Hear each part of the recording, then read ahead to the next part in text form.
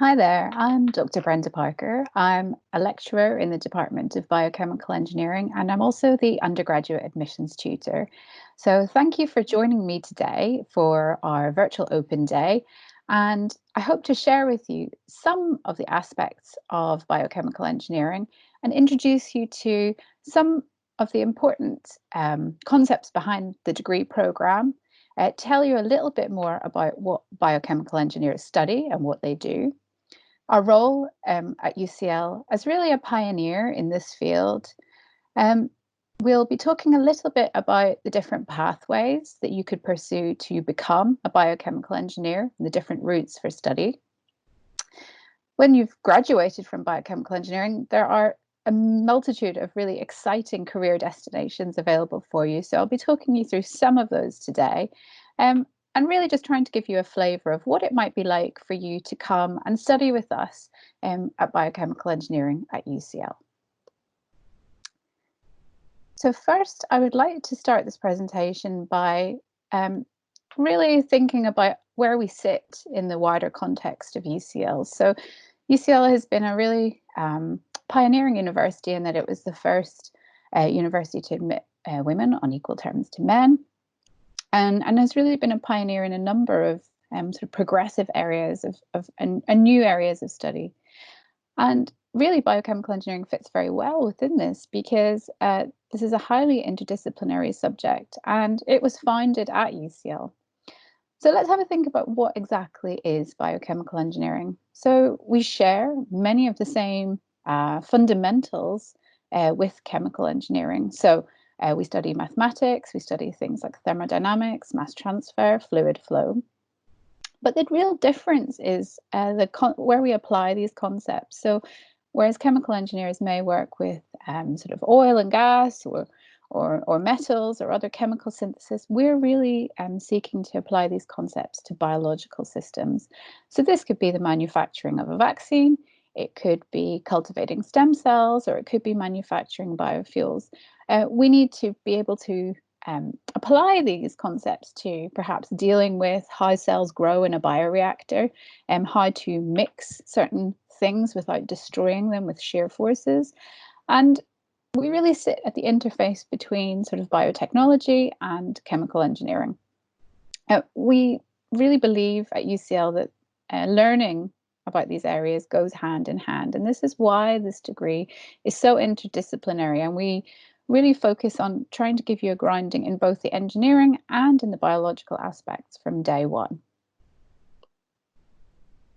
So what does that really mean? So if we wanted to kind of come up with a definition of biochemical engineering, we would say that we apply the principles of biology, chemistry, and engineering to be able to manufacture useful products. So we may work with molecular biologists, biochemists, and biophysicists who really study some of the more fundamental aspects of cell or protein behavior. And through the process of synthetic biology, by engineering biology to produce useful compounds, we're able to take this through from the kind of petri dish scale right through to manufacturing scale.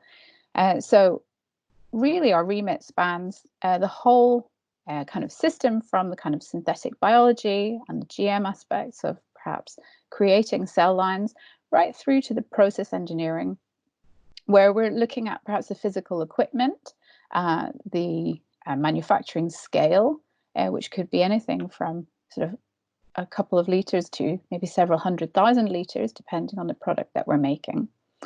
And finally, as we begin to make products, we also interface with the end users. So these may be other kind of biomedical scientists or clinicians, or it could be other end users for industrial biotechnology products.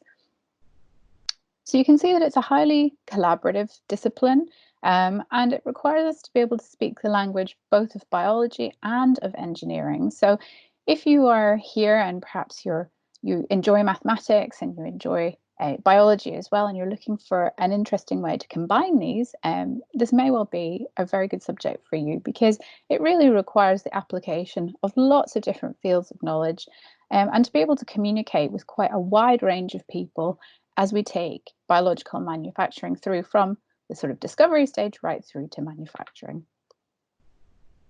So let me give you a little example of, or a very early example of a biochemical engineer. So this lady is Margaret Hutchinson, and she is really one of the people responsible for the making penicillin more widely available. So back in 1942, if you can believe, there was only enough penicillin available to treat just 10 patients.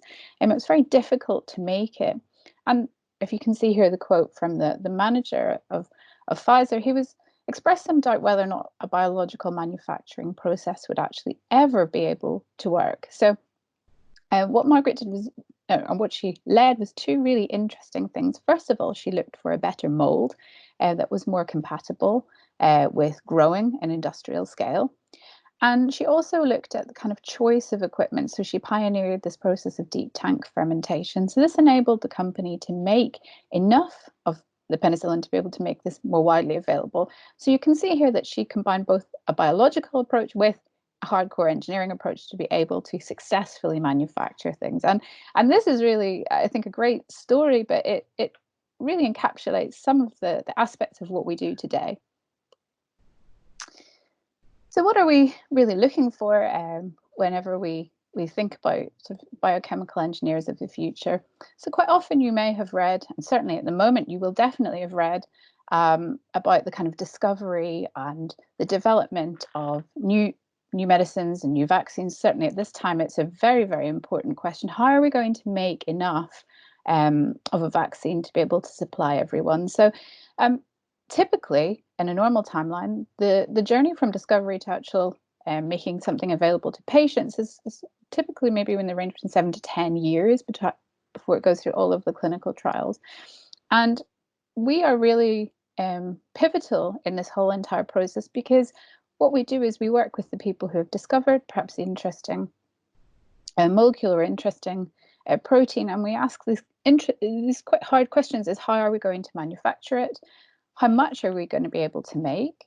And how can we ensure that it's safe and it meets regulatory requirements so that it's actually safe for patients to be able to receive?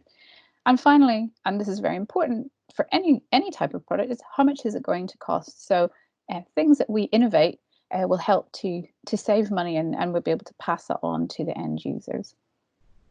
So as you can see, this is kind of enormously risky pipeline, and what we try and do is de-risk this, but we're also leaders. Really, we're coordinating quite a lot of teams within this process, and obviously, as an admissions tutor, what I'm trying to find is the next generation of leaders to help take this on.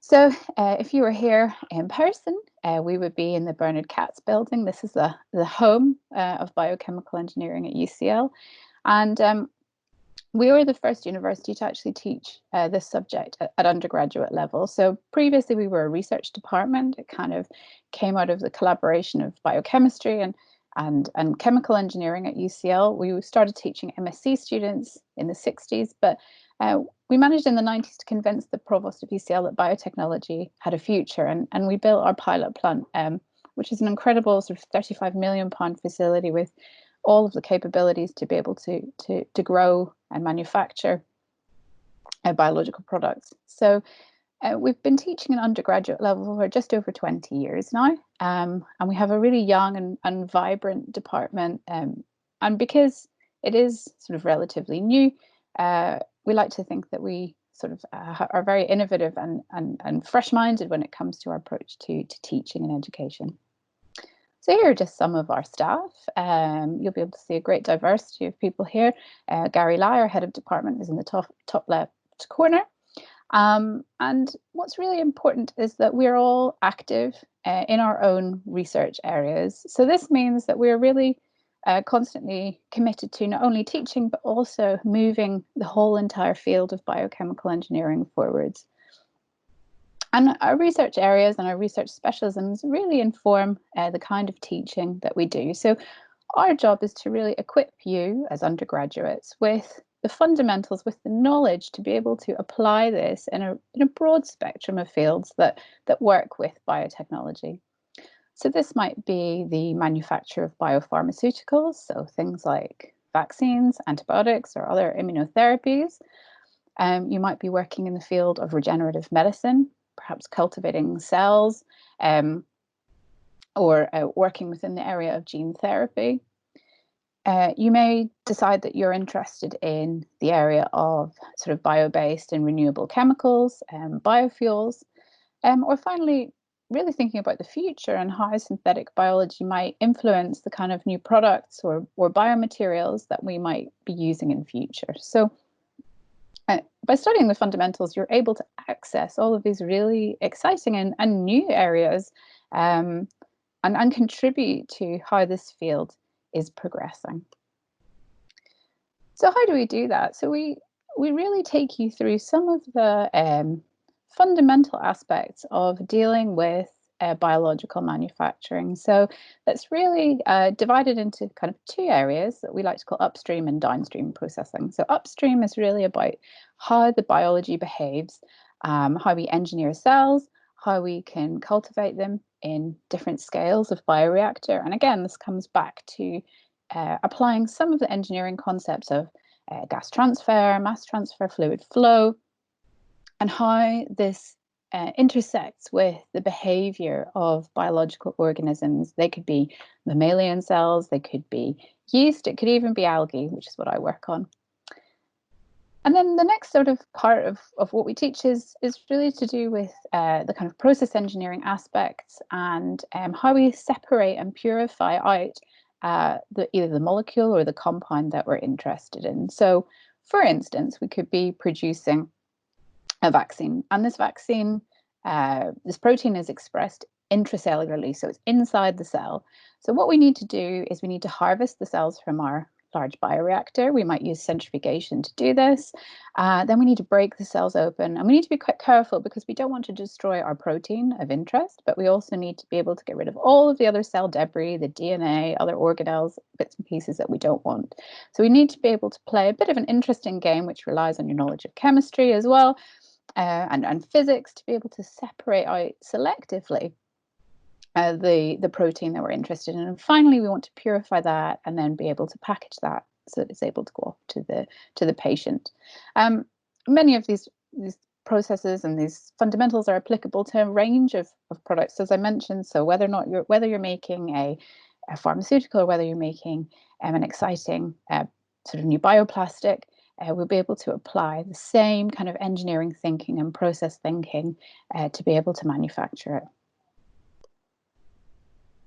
So this really informs our ethos, and as a small department, we really take the philosophy that engineering education really should think about kind of small group activities, team working, hands-on, sort of experimental work or working in the pilot plant to build your confidence in problem solving and being able to use industrially relevant equipment. We really put a lot of emphasis on what we call the connected curriculum. So the connected curriculum is where students are involved in contributing to research. They feel part and parcel of the research agenda of the department. So here you can see two of our students presenting at the Posters in Parliament competition. They had come up with a bioprocess to be able to make bioethanol from waste coffee grounds. They presented their work in Parliament, but they also went off to do an internship during the summer where they began to do the research in the lab to support their idea. So it's a fantastic platform working in a small department to be able to empower students to participate and take ownership of this type of research.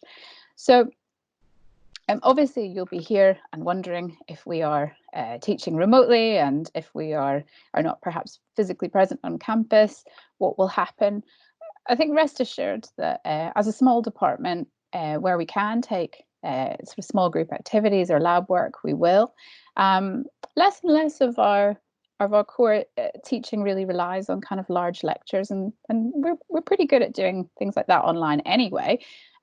So where possible, we will emphasize kind of small group and hands-on and practical activities. But you shouldn't worry about missing out, because really what we will do as staff is try our best to reconfigure the curriculum so that you still have these really important practical activities and these important chances to be able to apply your knowledge when you get to the pilot plant. So what I would say is that we would never, we're very, very conscious that the situation at the moment is quite difficult, of course, with access, but we're really committed to trying to reconfigure things so that you still make the most out of your chance to study biochemical engineering at UCL.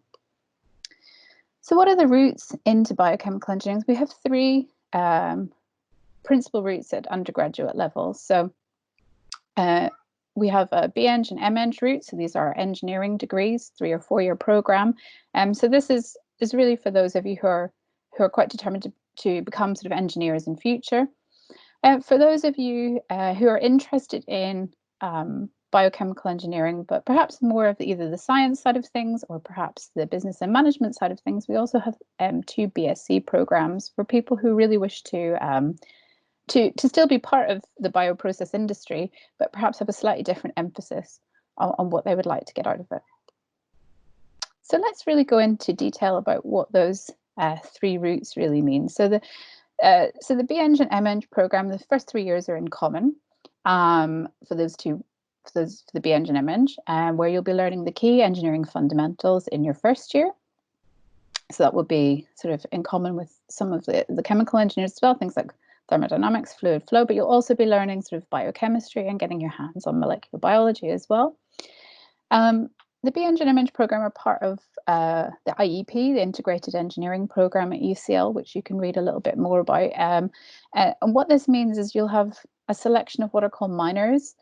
So you'll be able to take a course in a slightly different subject to complement your degree in biochemical engineering. So this could be perhaps a language, it could be related to biochemical engineering, so you might be doing something like regenerative medicine, or it could be completely different where you're deciding to perhaps look at programming or trying to acquire a skill from another engineering discipline to sort of offset or complement what you're learning on the biological side of things.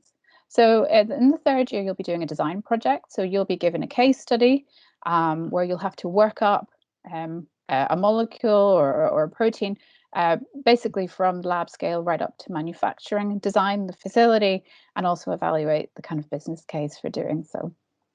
For those on the MEng program, you have a range of options, which I'll talk about in just a second. The 2 BSc programs share a lot in common in that we will take modules from the kind of core biochemical engineering offering. So you'll be able to learn some of the kind of fundamentals of biochemical engineering, but depending on the pathway, you'll be either concentrating a little bit more on perhaps biochemistry or genetics or molecular biology on the science and engineering route, or on the business and management route, you'll be taking modules from management science or public policy, and you'll also be learning a language. Both BSc programs have a number of optional modules where you can choose each year at least one module from a range of options, so that you can again begin to tailor your degree. And both BSc programs have a final year research project, so that could be lab based, or it could be in the case of the business and management, that might be something much more kind of business based. And you'll also be taking a module in business planning for the life sciences, so you'll be also making a bio-business plan. For year 4 on the MEng, there are a lot of options actually, and you don't have to choose those straight away. So you only have to begin to think about that in year 3. You can select the MEng in biochemical engineering, which means that you will continue on to do a research project of several months within a lab group in our department. So this will give you the chance to really advance and deepen your knowledge of biochemical engineering. You might decide to take the combined final year with chemical engineering, so that you'll be able to perhaps embrace some of the concepts or some of the key aspects of chemical engineering for those of you who are perhaps a little undecided. There's a MEng with business and management. So again, for those who perhaps enjoy the fundamentals but can see themselves in perhaps a more business or consultancy type role, that could be interesting for you. There's an MEng with study abroad. So this is a program that's competitive across the university. So you can spend a year at one of the partner institutions where UCL has a collaboration agreement.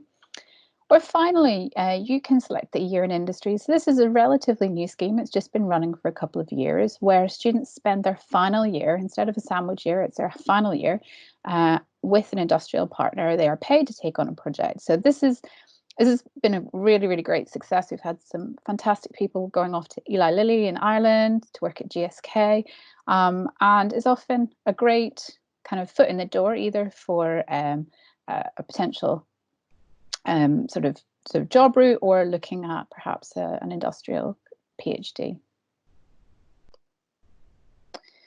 In terms of entry requirements, it's 3 A's are the minimum, and the subjects vary depending on the pathway that you decide to go down. So for the BEng and MEng route, it's really important that you have an A in A-level mathematics, and you can have one from either biology, chemistry, or physics. So what's very important is you don't need to have biology to study biochemical engineering. And again, it's the equivalent arrangement for the IB. For both the BSc programs, again, so it's 3 A's at A level. For the science and engineering stream, you must have biology and chemistry.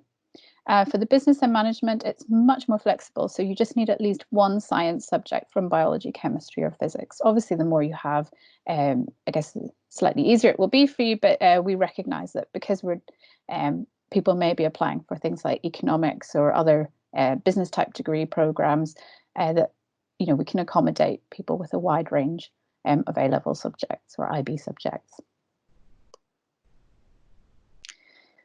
I think thinking about how our degree and how this is a platform for really your future career. So one thing that's very, very important to us is our alumni network and our kind of network of industrial contacts. So this is something we're also very keen to share with you. So here you can see some of the final year students on the BEng program presenting their design project work to sort of externals. And this is something we spend a lot of time and effort doing, which is inviting in our contacts from industry to be able to give you feedback on your work, so that you have a real life perspective, but also so that you are able to begin to meet and network with these industrialists as well, which is a great platform for you. So here are some of the companies, you'll recognize some of the names, I'm sure, large and small, where our alumni are currently working. And we have an alumni event every year where we keep very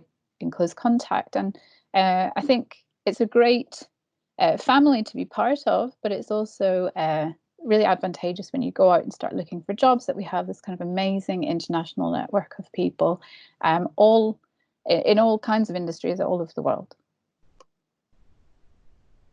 So one aspect I think that is really important to think about is how to also build up your CV. So you can tailor your degree through all the optional modules that you can choose, but you also have opportunities to be able to enhance your CV and really get involved with the activities of the department through programs such as iGEM. So iGEM is the International Genetically Engineered Machines Competition, biochemical engineering, organise and run a team every year. And this really enables you to work on a synthetic biology project. So on the left-hand side, we have a team that we're working on a breast cancer therapeutic. On the right-hand side, it was a team who are looking at microplastic waste degradation. And you get to kind of go to Boston and meet teams from all over the world and compare your results and share things. And it's a fantastic chance to spend a summer in the lab. Alongside iGEM, there's many other internship opportunities and other avenues where you can gain kind of hands-on and practical skills during the summer period.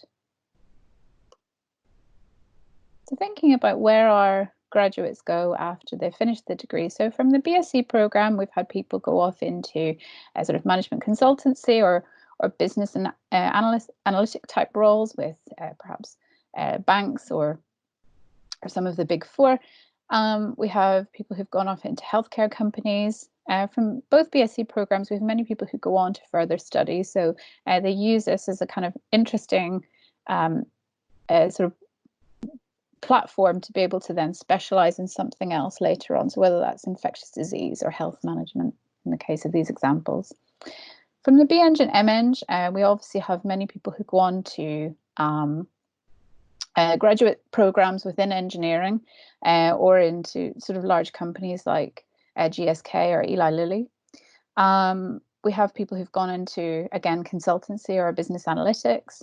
And again, further study is often a popular route because it's such a young field and such a nascent industry. Many go on to actually further study and to do either ND, which is an engineering doctorate, or a PhD in biochemical engineering.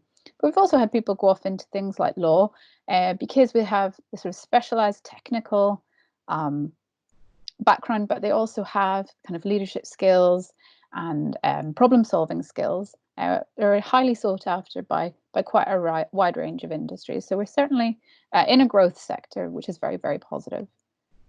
You can see this is just a recent report actually about the cell and gene therapy skills. There's a huge shortfall within the areas of manufacturing, within the areas of process development, which is firmly where biochemical engineers would sit. So I would say that the outlook and the demand for biochemical engineers is surely growing, and it's a really exciting time to be entering this industry as a graduate. So very, very positive from where we sit. So I'll just leave you with a few thoughts of why I think you should study with us. I think our degree is really exciting. It's unique, which is something you should not worry about when you're applying for UCAS. We are very broad-minded in terms of we recognize you might be applying for sort of either biotechnology, biochemistry, or maybe even chemical engineering. So we recognize that we are unique, but we hope that you will see that as an asset. If you're on the BEng or MEng program, it's the first step towards becoming chartered. So we are accredited by the IChemE. I think regardless of the undergraduate program you select, you will be, as an alumni, joining a global network of people who are really making a difference in this sector. So whether they're leading sort of interesting industrial biotechnology projects, whether they're working within biopharma, whether they're making advancements in the kind of supporting technologies for biological manufacturing, I think we have a really impressive alumni network, and it'd be great for you to be able to be part of our cohorts. And then finally, because I really firmly believe that your time at university is quite precious, and I think what you should be doing is engaging with people who are really doing sort of exciting, cutting-edge research, and having the chance to go beyond just lecture-based learning. So to be able to engage with the research agenda, to be able to cultivate and broaden your skill sets as well. So it's not merely just learning sort of facts and whatever. It's about actually being able to contribute to research.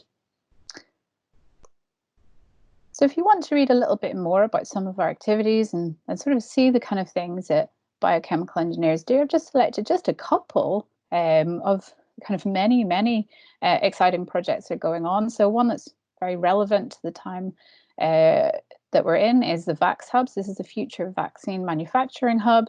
We run this with the University of Oxford, who you've no doubt been reading about in the development of coronavirus vaccines. So our role in this is really to look at how do we take these vaccines that have been discovered, and how do we actually more rapidly manufacture them and scale them up to make them available for all. And then secondly is the Plastic Waste Hubs. This is an EPSRC funded project to really think about how we tackle the issue of plastic waste. So in particular, what we're looking at in biochemical engineering is how we can use interesting enzymes to recycle plastics and also generate new molecules, which could be the starting point for manufacturing other things. So really thinking about what a circular economy around plastics might look like, and the role of biology in being able to enable this to happen. So two different and very interesting aspects where biochemical engineers are making a difference.